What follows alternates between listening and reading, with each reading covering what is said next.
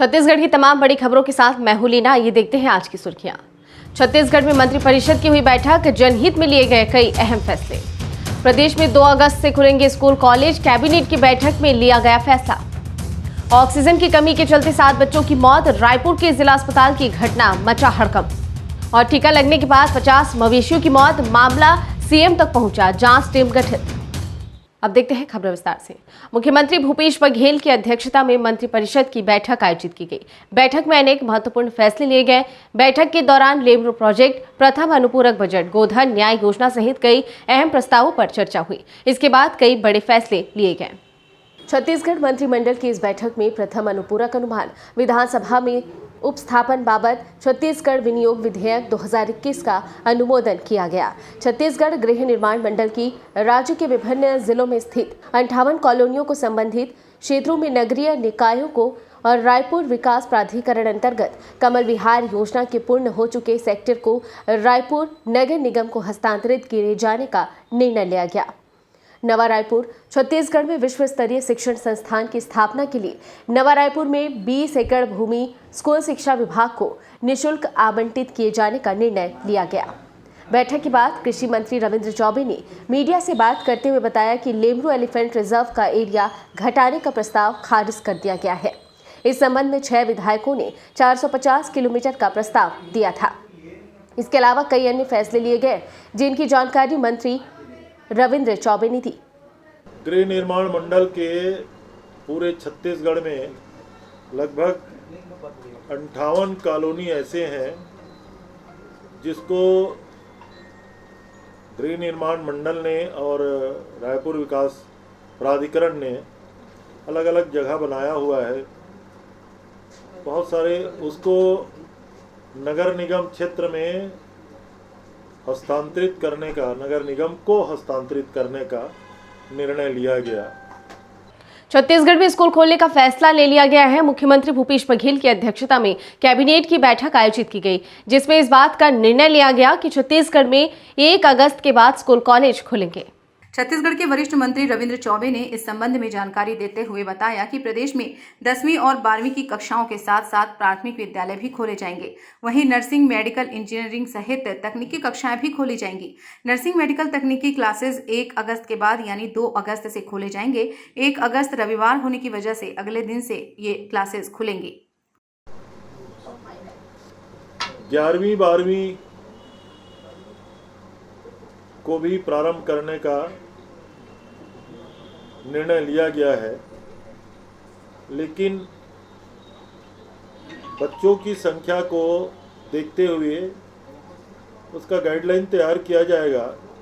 ज़्यादा बच्चे होंगे तो उसको अलग अलग विकल्प के रूप में अल्टरनेट,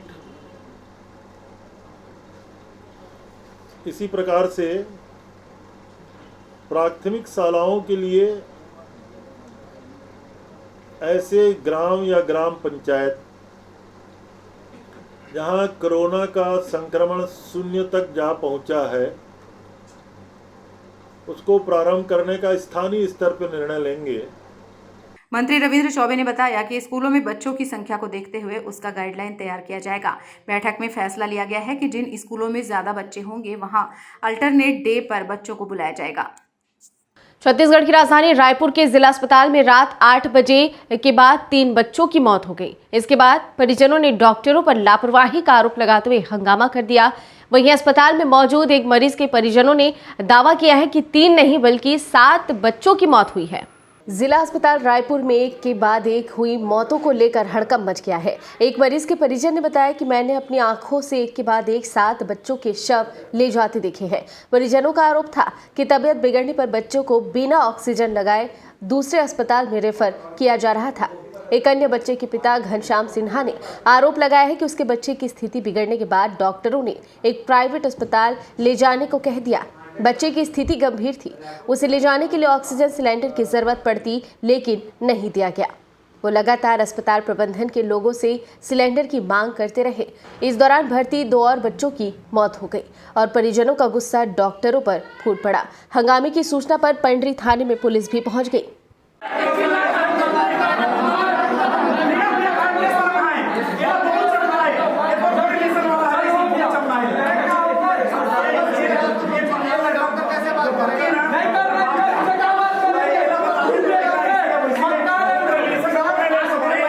बच्चों के इंटेंसिव केयर यूनिट में काफी देर तक बवाल होता रहा। लगभग 2 से ढाई घंटे तक चले बवाल के बाद पुलिस के दखल की वजह से परिजन शांत हुए। रात 11 बजे तक तीनों बच्चों के शवों के साथ घर वाले लौट गए। वहीं अस्पताल प्रबंधन का कहना है कि बच्चों की मौत सामान्य थी।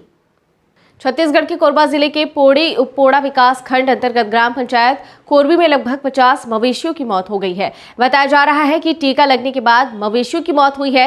वहीं बड़ी संख्या में मवेशी बीमार पड़ गए हैं। इस मामले की शिकायत सीएम तक जा पहुंची है, जिसके बाद कलेक्टर ने जांच टीम गठित कर दी है। कोरबा के ग्राम कोरबी में टीका लगाने के बाद करीब 50 मवेशियों की मौत से गांव में हड़कंप और इनके पालकों में मातम के साथ चिंता व्याप्त है। बताया जा रहा है कि मवेशियों को खोरहा बीमारी से बचने के लिए टीका लगाया जा रहा है। मवेशियों की मौत टीका लगने से हुई है या किसी बीमारी की चपेट में थे, ये तो जांच का विषय है, लेकिन मवेशी मालिकों का कहना है कि टीका लगने की वजह से ही जान गई है। 13 और 14 जुलाई को ग्राम कोरबी में फर्टिफाइड प्रोकेन पेनिसिलिन इंजेक्शन इन मवेशियों को लगाया गया था।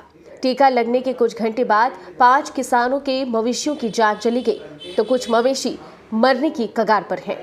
हाँ, टीके से मौत हुई। प्रशासन से हम लोग चाहते हैं कि हम लोग का ना मुआवजा जल्दी से जल्दी हमको प्रदान करें। लगभग 50 से ऊपर होगा जिनको लगा है ना, वो कम से कम यहाँ तो 100 से ऊपर होंगे मवेशी मालिक।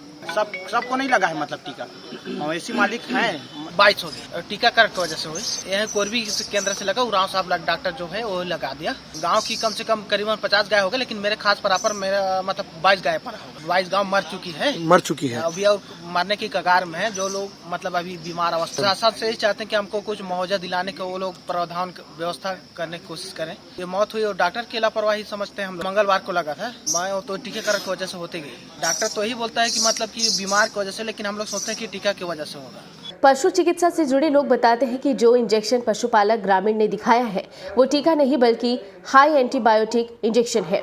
खुरहा और मुंह चपका जैसे जानलेवा बीमारी में घाव ठीक करने के लिए इसे लगाया जाता है।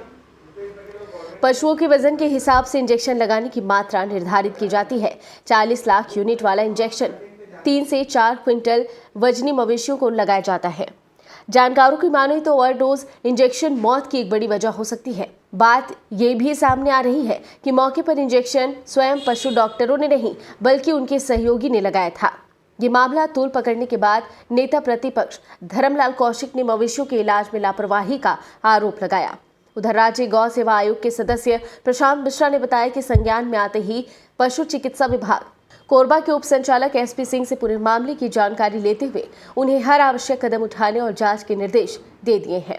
मुख्यमंत्री भूपेश बघेल और विभागीय मंत्री रविंद्र चौबे से भी सौजन्य मुलाकात के दौरान पूरे घटनाक्रम की जानकारी उन्हें दे दी गई है।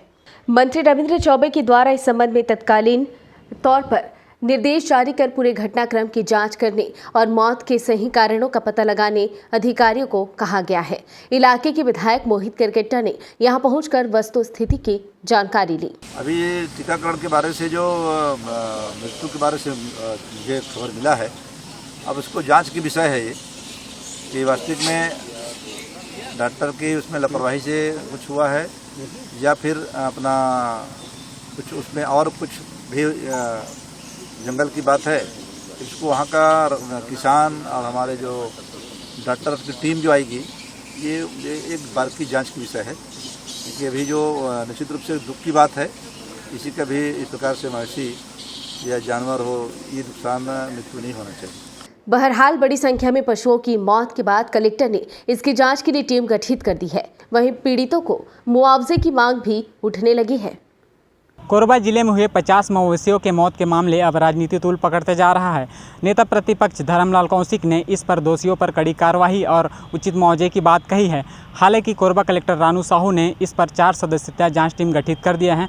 अब तो जांच टीम की रिपोर्ट आने पर ही स्पष्ट हो पाएगा कि गायों की मौत किन कारणों से हुई है, टीका से या फिर और कुछ कारणों से। Praveen Manhar, DB live, Korba, Chhattisgarh. छत्तीसगढ़ के सुकमा में नक्सलियों ने अगवा किए 7 युवकों सहित बंधक बनाए गए 34 ग्रामीणों को मंगलवार को रिहा कर दिया है। सभी ग्रामीण देर रात सकुशल अपने गांव पहुंच गए हैं। युवकों पर पुलिस मुखबिरी का आरोप लगाते हुए उन्हें आखिरी मौका देने की बात कही है। नक्सलियों ने युवकों को बचाने के लिए 27 लोगों को भी बंधक बना लिया था। बताया जा रहा है कि तोलावर्ती में जन अदालत लगाकर ग्रामीणों की रिहाई की गई है। दरअसल जगरगुंडा क्षेत्र के कुदेड़ गांव में 18 जुलाई की रात हथियारबंद नक्सली स्थानीय 7 युवकों को अगवा कर ले गए थे। अगले दिन इन युवकों की रिहाई के लिए 14 ग्रामीण जंगल की ओर रवाना हुए, लेकिन वो नहीं लौटे। इसके बाद मंगलवार को 2 ग्रामीणों को नक्सलियों ने वापस भेजा। उनके पास नक्सलियों की दी गई 13 नामों की लिस्ट थी। उन सबको भी बुलाया गया। इसके बाद से सभी 34 ग्रामीणों का कुछ पता नहीं था। मंगलवार को मामले की सूचना पुलिस को मिली तो गांव में फोर्स भेजी गई, जहां देर रात इस बात की पुष्टि हुई कि ग्रामीण लापता है। इनमें 7 युवकों को अगवा कर नक्सली ले गए हैं। बताया जा रहा है कि जिन युवकों को अगवा किया है उनमें उइका सन्नू, उइका प्रकाश, उइका रामलाल, कारम हीरा, उइका मुकेश, तेलम प्रभात और उइका मुड़ा शामिल थे। नक्सलियों ने सभी ग्रामीणों को देर रात छोड़ दिया है। नक्सलियों ने इन सभी युवकों को पुलिस मुखबिरी को लेकर अंतिम मौका देने की बात कही है। इस बुलेटिन में फिलहाल इतना ही। बने रहिए डीबी लाइव के साथ। नमस्कार।